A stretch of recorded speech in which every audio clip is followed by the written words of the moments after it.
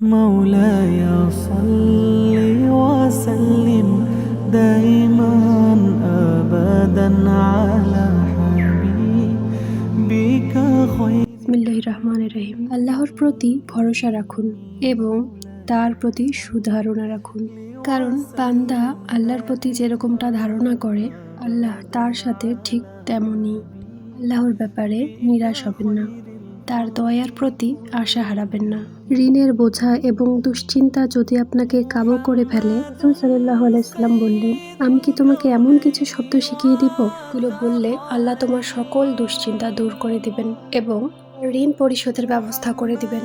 বলো, হে আল্লাহ, নিশ্চয় আমি আপনার আশ্রয় নিচ্ছি দুশ্চিন্তা ও দুঃখ থেকে, অপারগতা ও অলসতা থেকে, কৃপণতা ও ভীরুতা থেকে, ঋণের ভার এবং মানুষের দমন পীড়ন থেকে।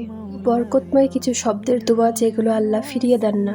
আল্লাহর যে কোনো বান্দাই পূর্ণ বিশ্বাসের সাথে এই কথাগুলো বলবে, আল্লাহ অবশ্যই তার জন্য স্বস্তি এবং মুক্তির পথ বের করে দিবেন। আবু উমামা বললেন, আমি এই দোয়াটা করেছি, তার ফলে আল্লাহ আমার দুশ্চিন্তা দূর করে দিয়েছেন এবং আমার ঋণ পরিশোধ করে দিয়েছেন। ভবিষ্যৎ নিয়ে এমন চিন্তা যা আপনার মনকে ভারী করে রাখে এবং অতীতের কিছু চিন্তা বা কিছু কথা যা আপনি কিছুতেই ভুলতে পারছেন না বা আপনার সব সুখ কেড়ে নিয়েছে, এই দোয়ায় দুটি ব্যাপারকেই উল্লেখ করা হয়েছে। মানুষ প্রকৃতপক্ষে খুবই দুর্বল। আমাদের উপর একটার পর একটা ঝড় চলে আসে। একটা চিন্তা থেকে বের হতে না হতেই আরেকটা চিন্তা আমাদেরকে ঘিরে ফেলে। একটি বিপদ শেষ হতে না হতে আরেকটি বিপদ চলে আসে। আল্লাহ বলেন, নিশ্চয়ই আমরা মানুষকে কষ্টের মধ্যে সৃষ্টি করেছি এবং এই কষ্ট দুশ্চিন্তা ঠিক করতে পারেন সেই আল্লাহ যিনি আমাদেরকে সৃষ্টি করেছেন। যে কোনো বিপদ, যে কোনো পরীক্ষা, এটা আসে আল্লাহর পক্ষ থেকে আমাদের কল্যাণের জন্যই।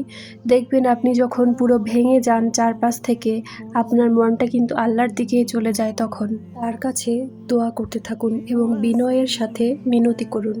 তিনি আপনার থেকে আপনার নিজের প্রতি বেশি দয়ালু। যখন আমরা আল্লাহকে ডাকি এবং আমাদের অবস্থা এরকম হয়, পাশ দিয়ে আমাদেরকে দুশ্চিন্তা ঘিরে রেখেছে, শরীরে কোনো রোগ হয়েছে কিন্তু তার কোনো চিকিৎসা খুঁজে পাওয়া যাচ্ছে না, বা আপনি কোনো আপনার সন্তান, পরিবার, স্বামী দ্বারা কঠিন একটা পরীক্ষার মধ্য দিয়ে যাচ্ছেন, বা এরকমও হয় যে আপনি যখনই হাসেন তখনই কোনো না কোনো দুঃখ এসে আপনাকে আবার কাঁদিয়ে দেয়।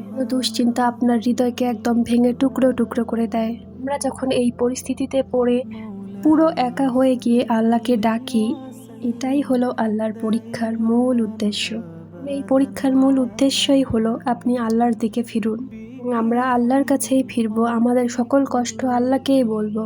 যদি আপনার ঋণের বোঝা অনেক বড় হয়ে থাকে, তাহলে মনে করবেন আপনার ঋণের থেকে আল্লাহ বহু গুণ বড় এবং সকল কিছুর থেকেই বড়। যেরকম কষ্টের মধ্যে আছেন না কেন, আপনার স্বামী, আপনার মেয়ে, আপনার ভাই, আপনার ছেলে, তো আল্লাহ আপনাকে দেখছেন। আপনি আল্লাহকে বলুন, হে আল্লাহ, আপনি আমার অবস্থা দেখছেন, আমার দুর্বলতাও জানেন, আমার প্রয়োজন বোঝেন। হে আল্লাহ, আমি আপনার কাছেই ফিরছি এবং আপনার কাছেই আমার কষ্টগুলো বলছি। হে আল্লাহ, আমি শুধুমাত্র আপনারই সাহায্য চাচ্ছি এবং আমার সকল বিষয়ে একমাত্র আপনার উপরেই আস্থা করছি, আপনার কাছেই আত্মসমর্পণ করছি।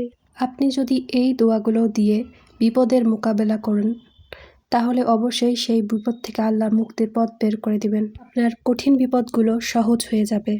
আল্লাহ যখন সিদ্ধান্ত নেবেন আপনাকে বিপদ থেকে বের করার, তো আপনাকে এমন দিক থেকে পথ দেখাবেন আপনি কখনো কল্পনাও করেননি।